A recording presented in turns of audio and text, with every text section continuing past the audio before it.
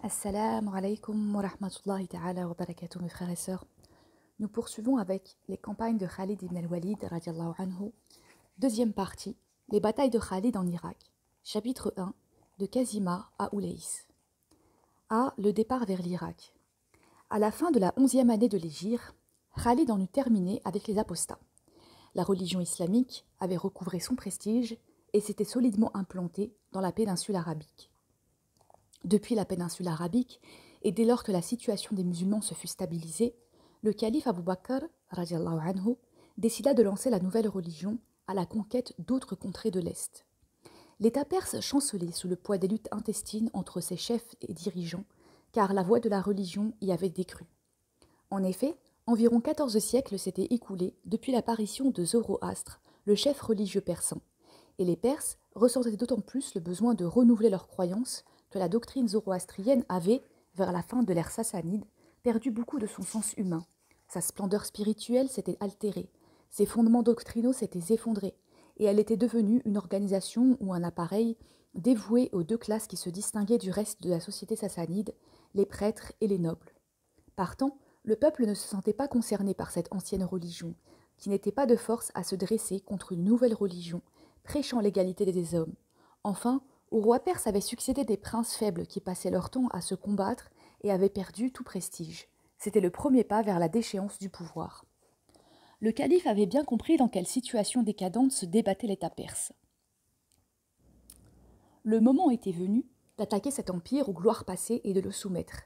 Il écrivit donc à Khalid, alors dans le Yamama, lui ordonnant de se diriger vers l'Irak, pour y livrer la guerre aux Perses. Marche vers l'Irak et entre-y par Farj el-Hind, c'est-à-dire Ouboula, que vous voyez au sud de la carte. Puis il écrivit à Iyad ibn Ran, qui était entre Nabaj et le Hijaz, lui ordonnant d'attaquer l'Irak par le haut à Moussaïr. Moussaïr qui se situe plutôt au nord-ouest. Commence par Moussaïr, puis pénètre en Irak par le haut jusqu'à ce que tu rejoignes Khalid. Laissez rentrer quiconque le désire et ne contraignez personne à vous suivre. Les deux chefs se mirent en route, chacun sur l'itinéraire que lui avait désigné le calife, et un grand nombre de leurs hommes se séparèrent d'eux. Chacun demanda au calife des renforts. Khalid reçut donc Ka'ka ibn Amru al-Tamimi et Iyad Abd ibn Aouf al-Imyari. Il leur recommanda à tous deux de mobiliser ceux qui avaient combattu les apostats, restant fidèles à l'islam après la mort du prophète, sallallahu alayhi wa sallam, mais leur interdit de faire appel à un apostat. Il mit en outre Mutana ibn Haritha al-Shaybani à leur disposition. Mutana était venu voir le calife et lui avait demandé de lui confier le commandement de ses compatriotes d'Irak pour combattre les Perses. Il obtint gain de cause et se mit à lancer des attaques tantôt contre la région de Kaskar, tantôt en bas de l'Euphrate, ou bien encore ailleurs. Lorsque Khalid arriva à Nabaj, il lui fit parvenir la lettre du calife, se plaça sous son commandement et le rejoignit. Au moment où il reçut la lettre du calife pour aller en Irak combattre les Perses, il n'y avait guère plus de 10 000 hommes avec Khalid, appartenant pour la plupart aux tribus Rabi'a et Moudar, mais Mutana ne tarda pas à le renforcer avec ses 8 000 hommes. Cependant, l'armée de Khalid, au moment de son arrivée en Irak, ne comptait que 18 000 hommes. Avec un effectif aussi modeste, sur un terrain et dans un pays qui n'était pas les siens, Khalid réussit à subjuguer l'empire perse doté d'armées colossales et puissantes. Il livra 15 batailles aux Perses et à leurs vassaux arabes et n'en perdit aucune. Il avançait avec son armée en ordre de bataille, de manière à combattre son ennemi là où il le trouvait, qu'il s'y attende ou non. Amr ibn al-As, radiallahu anhu, le décrivait patient comme le chat et bondissant comme le lion. En effet, il n'agissait jamais inconsidérément et ne fondait pas l'autorité sur le seul courage en laissant de côté la réflexion et l'habileté. Il combattait avec 18 000 hommes, mais c'était comme s'il en avait 5 fois plus, ce qui lui a permis d'affronter ces armées perses considérables avec leur matériel et leurs chefs expérimentés et de sortir victorieux de chacune de ces batailles contre eux. 1. La bataille de Dat al-Salasil. Nous avons vu que Khalid avait reçu l'ordre du calife d'aller en Irak pour y pénétrer à Ouboula, au mois de Muharram de l'an 12. Il se mit en marche avec son armée jusqu'à ses abords. C'était ainsi que nous l'avons dit, l'une des marches des Perses sur le Golfe, persique à cette époque et arabe aujourd'hui. Hormuz était le gouverneur de cette région. Khalid lui écrivit pour lui donner à choisir entre l'islam et la jizya, faute de quoi, dit-il, il ne faudra t'en prendre qu'à toi-même, car j'arrive avec des hommes qui aiment la mort autant que la vie. Ensuite, il scinda son armée en 3 divisions. La première, sous le commandement de Muthanna ibn Haritha al-Shaybani, avec pour guide Za'far. La seconde, sous le commandement de Hadi ibn Hatim et Hassim ibn Hamrou, leurs guides étant Malik ibn Abad et Salim ibn Nasr. La troisième, sous le commandement de Khalid lui-même, guidé par Rafi' ibn Umayr. Quand il eut précisé à chacune son itinéraire, différent de celui des 2 autres, il fit partir Muthanna 2 jours avant lui, puis Hadi et Hassim à 1 jour d'intervalle, en convenant de se retrouver tous à Ufayr pour combattre l'ennemi ensemble. Lorsque Hormuz apprit que Khalid venait à lui, il se mit en route pour le rencontrer à Ufayr. 2 de ses meilleurs généraux étaient à la tête de son armée, Qubad et Anushran, qui étaient les enfants de Ardeshir le Grand, roi de Hira. Cependant, Khalid faillit bien ne rien savoir du départ d'Hormuz jusqu'à ce qu'il se dirige avec son armée vers Kazima, lieu qu'il avait choisi pour la rencontre. Nous reviendrons sur les raisons de ce choix plus tard. Hormuz eut connaissance de cela. Il devança Khalid et s'installa sur les points d'eau. Puis il se prépara au combat après avoir enchaîné ses soldats. Lorsque Khalid arriva à Kazima et qu'il comprit qu'Hormuz l'avait précédé en s'accaparant les puits, il ordonna aux héros d'annoncer « Pied à terre, posez vos charges, puis combattez-les sur les points d'eau, car par ma vie, que l'eau soit au plus endurant et au plus méritant. » Les 2 armées firent mouvement pour s'affronter, et Hormuz commença par défier Khalid en combat singulier. Il pensait en fait s'en débarrasser par traîtrise, étant entendu que quelques-uns de ses soldats encercleraient Khalid dès qu'il serait isolé sur les lieux du duel et le tueraient. Khalid s'avança pour affronter Hormuz, et ils se battirent pied à terre. 2 passes plus tard, Khalid cloua Hormuz au sol pour le tuer. Ses soldats s'élancèrent vers Khalid pour s'en débarrasser, mais Ka'ka ibn Amrou, qui les guettait, les assaillit et les repoussa. Puis il laissa parler son sabre, les défis et les musulmans galopèrent à leur trousse jusqu'à la nuit. Cet incident ne détourna pas de sa tâche Khalid, qui tua Hormuz. Conclusion. On peut dire que Khalid a utilisé une brillante tactique de diversion à l'occasion de ce combat contre les Perses. 2 éléments ont non seulement agi sur le déroulement de la bataille, mais encore déterminé son issue. Le premier est la mise à mort d'Hormuz par Khalid pendant le duel, et le second est l'intervention sur les lieux de duel de Ka'ka dont Abu Bakr dit « Il n'a pas son pareil pour défaire une armée ». D'autres facteurs importants ont influé sur le cours de la bataille et contribué à la défaite de l'ennemi. Citons 1. La formation de l'armée en 3 divisions, décidée par Khalid avant son arrivée sur le champ de bataille, et l'acheminement de chaque division par un itinéraire particulier afin que l'ennemi pense que les musulmans étaient quantité négligeable et qu'il s'imagine qu'il voulait l'affronter avec une armée faible. La ruse fit son effet sur Hormuz qui alla à la rencontre de Khalid avec une armée qui, bien que nous n'en connaissons pas le nombre exact, n'était pas considérable. 2. Khalid a leurré son ennemi en choisissant d'abord Ufayr comme lieu d'affrontement, puis en optant finalement pour Kazima. En effet, nous n'adhérons pas à la thèse selon laquelle Khalid aurait précédé Hormuz à Kazima et s'y serait préparé à le rencontrer, car il est prouvé que Khalid a opté pour ce changement inattendu afin d'induire son ennemi en erreur et le désorienter par un changement de direction, ce qui l'a de fait plongé dans la perplexité quant à ses intentions et à ses objectifs. En outre, il a poussé Hormuz à faire mouvement de Ufayr à Kazima, effort éreintant pour ses soldats qui n'étaient pas habitués à marcher dans le sable, chose coutumière pour les musulmans. Khalid, qui luttait sur un autre terrain que le sien, voulait mettre toutes les chances de son côté. Il a donc fait combattre ses hommes en terrain désertique et sablonneux, semblable à celui qu'il connaissait, même s'il n'était aussi propice au combat que celui de Ufayr, et choisit heureusement des emplacements qui convenaient à leur nature guerrière. 3. Khalid a fait des puits contrôlés par l'ennemi un élément de motivation pour ses hommes qui se battaient pour s'emparer d'eux et de leur eau, nerf de la guerre et de la vie. Il obtint l'effet désiré. 2. La bataille de Tieni ou de Madar. Khalid ne négligea pas d'exploiter sa victoire sur Hormuz à Dat el-Salasil. Comme le font les chefs de guerre contemporaines qui savent comment exploiter la victoire, il poursuivit l'ennemi vaincu et dispersé jusqu'à la nuit en le talonnant et en ne lui laissant aucun répit pour rétablir son dispositif. C'est donc exactement ce qu'il fit après Dat el-Salasil. Dès que l'armée d'Hormuz, brisée et vaincue, se dispersa, il ordonna à Muthanna ibn Haritha al-Shaybani de se lancer à la poursuite des Perses en déroute, de garder le contact avec eux, de maintenir la pression afin qu'ils ne se rétablissent pas, puis de lui rendre compte de leur sort et de lui transmettre des renseignements à leur sujet. Muthanna franchit l'Euphrate avec son armée, poursuivant les reliquats de l'armée d'Ormuz et tentant de la réduire, dispersée qu'elle était, avant qu'elle ne se rassemble. Mais les Perses, qui avaient appris la défaite de leur armée à Kazima, pensèrent qu'ils étaient menacés jusqu'à Madaïn, même la capitale de leur royaume. Ils se préparèrent de nouveau au combat, et se rassemblèrent donc pour rencontrer Khalid avec une armée considérable que conduisait Qarin ibn Qaryanis, épaulé par 2 princes de la maison royale d'Ardeshir. Qarin rattrapa ce qui restait de l'armée d'Ormuz à Madar et les incorpora à ses troupes.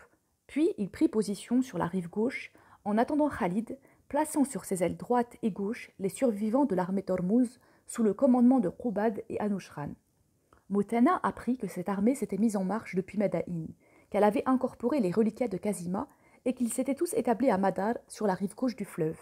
Il envoya donc un message à Khalid pour l'informer de ce qui se tramait et lui demander du renfort.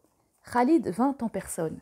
Il arriva à Madar en ordre de bataille, prêt au combat, et les 2 armées se firent face, celle des musulmans avec dans son dos l'Euphrate et devant elle les Perses et Tini, et celle des Perses adossée à Tini et faisant face aux musulmans et à l'Euphrate. Qarin cria « Qui veut se mesurer à moi ?» Khalid et Maqil ibn al-Asha, surnommés Abiyad ar-Rukban, s'avancèrent.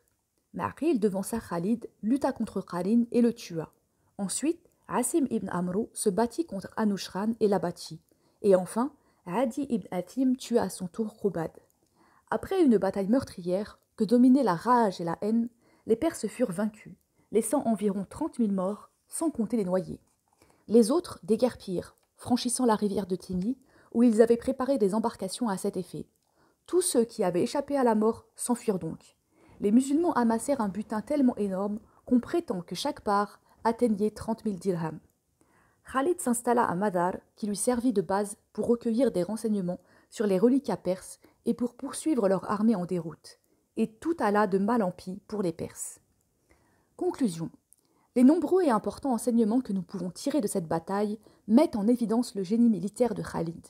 1. La poursuite et l'exploitation de la victoire.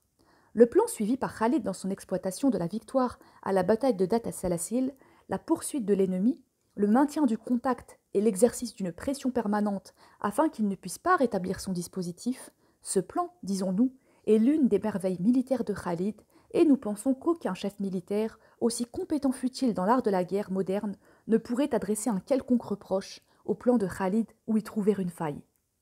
2. La permanence du contact et l'exploitation des renseignements recueillis sur l'ennemi.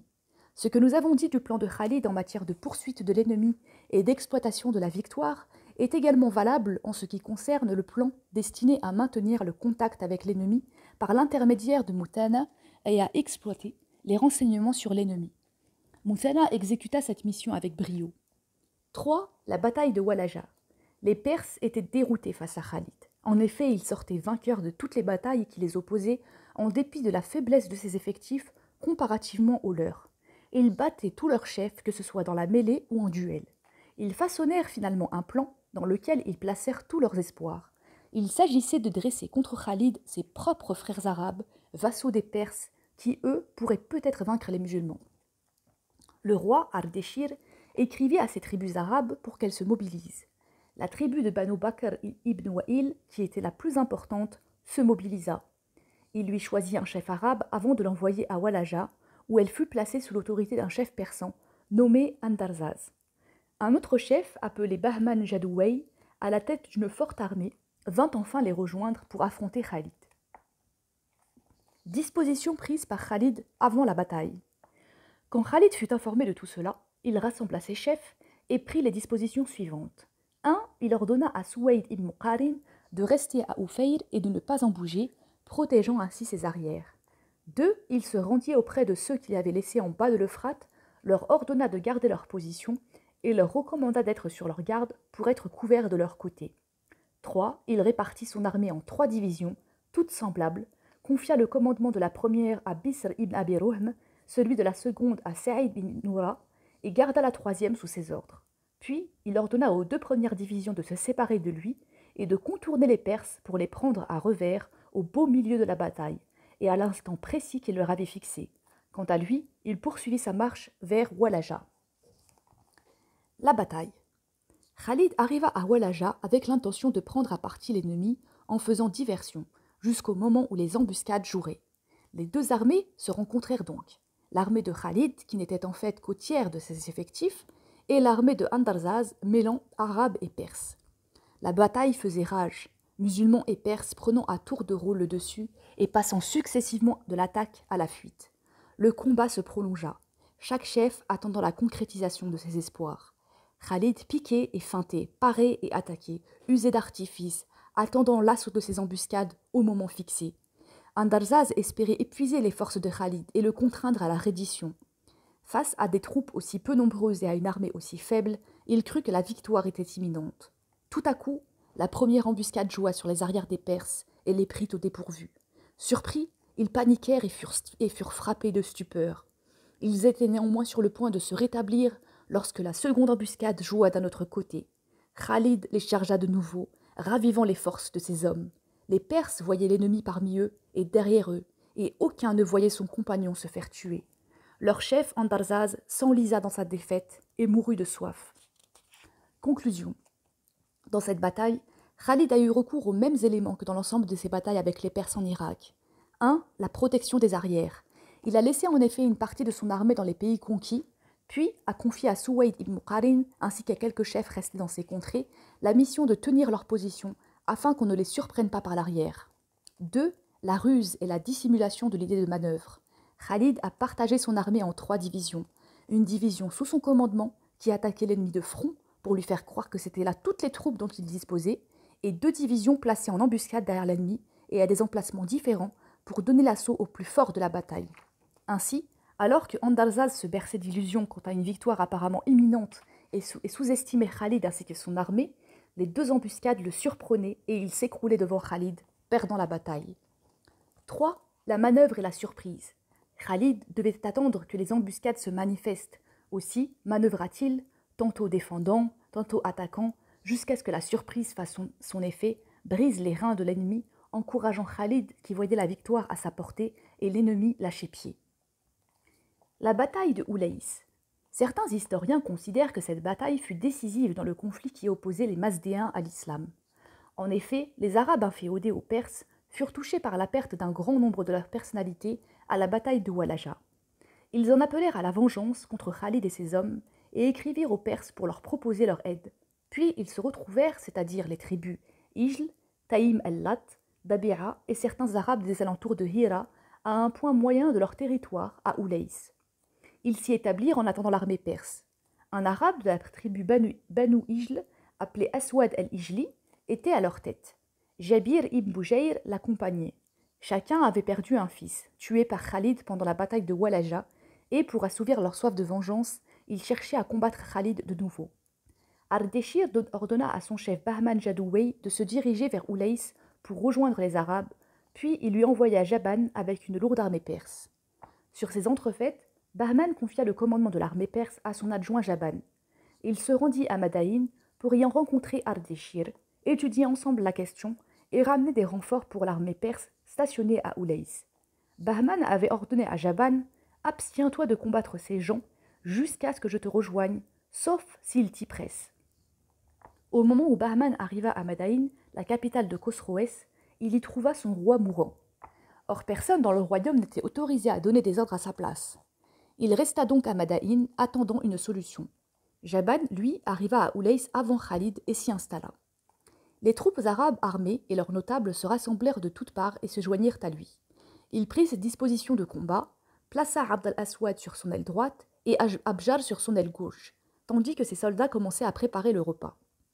Khalid savait que les Arabes inféodés aux Perses s'étaient regroupés à Oulaïs. Il s'y dirigea donc pour les combattre, ignorant encore l'arrivée de Jaban avec sa lourde armée perse. Dès qu'il arriva à Oulaïs, il fut surpris par le nombre important de combattants qui s'y trouvaient. Les soldats de Jaban préparaient le repas et leurs chefs se concertèrent en voyant les soldats musulmans. « Est-ce que nous les combattons immédiatement ou bien servons-nous le repas, faisant peu de cas d'eux pour les combattre plus tard ?» Jaban dit « Si vous le voulez, vous pouvez passer outre et les sous-estimer, mais je crois qu'ils vont vous attaquer immédiatement. » Ils ne tinrent pas compte de son avis, s'assirent et mangèrent, eu égard les faibles effectifs de l'armée de Khalid et surtout désireux de ne pas se précipiter au combat, comme leur avait recommandé leur chef. De plus, il pensait que Khalid n'était pas prêt à engager le combat dès son arrivée, directement après la halte. Mais Khalid avait parfaitement évalué la situation et pris note du dédain que les soldats perses affichaient à son égard et du peu de cas qu'il faisait de ses troupes. Il décida alors de saisir l'occasion, chose qu'il faisait très bien lorsqu'il pressentait que cela pouvait lui apporter la victoire ou lui donner l'avantage. Il décida donc d'engager le combat dans la foulée, sans temps mort, afin que son adversaire ne puisse ni réfléchir, ni riposter rapidement, car les Perses et leurs alliés arabes constituaient une force redoutable. La bataille. Khalid fit donc sa première incursion tout de suite après s'être allégé. Il se dirigea vers les Arabes, alliés des Perses, et appela leur chef au combat singulier. Où est Abd al-Aswad? Où est Abjar? Où est Malik ibn Qais? Personne ne lui répondit si ce n'est Malik qui s'avança. Khalid lui dit alors, espèce de scélérat, qu'est-ce qui t'a donné à toi parmi tout cela le courage de m'affronter alors qu'il n'y a aucune loyauté en toi? Puis il le frappa et le tua. Les soldats de Khalid se ruèrent sur les rangs des Arabes inféodés aux Perses, sabrant et tuant. Les Perses abandonnèrent leur repas avant de l'avoir commencé et prirent part au combat. Avec leurs alliés arabes, ils tinrent bon, espérant voir arriver Bahman et les renforts de Madaïn. Le combat se prolongea et s'intensifia. Les musulmans furent mis à rude épreuve par les deux parties alliées, tant et si bien que Khalid faillit perdre tout espoir de victoire. Il promit à Allah, s'il les lui livrait, qu'il n'en laisserait pas un seul vivant et que la rivière serait rouge de leur sang. La bataille s'embrasa de nouveau, et les musulmans firent preuve d'un grand courage. Quant aux Perses et Arabes, ils montraient une détermination étonnante, pourtant ils lâchèrent pied quand tout espoir de renfort se fut définitivement envolé. Ils commencèrent alors à perdre courage, ce qui renforça la détermination et l'ardeur au combat des musulmans.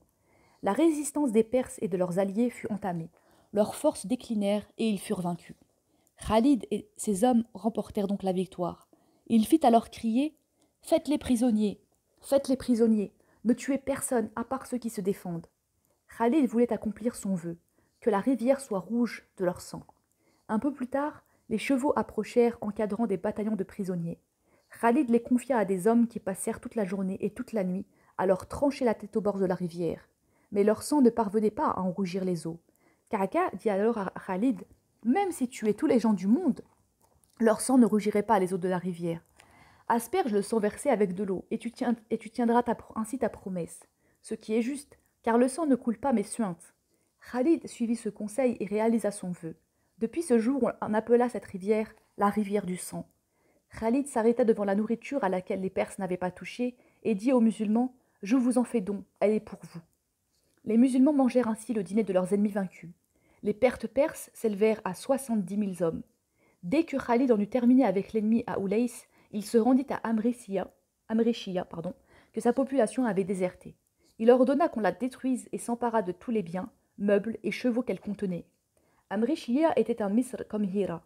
Les nouvelles de la bataille de Oulaïs parvinrent au calife Abu Bakr, qui fut émerveillé de ce qu'avait fait Khalid.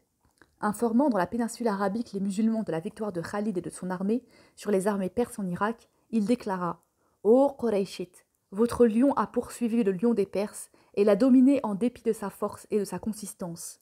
Les femmes ne mettront plus au monde d'hommes comme Khalid. » Les musulmans firent un énorme butin à l'occasion de cette bataille, la part de chacun s'élevant à 1500 dirhams. Conclusion.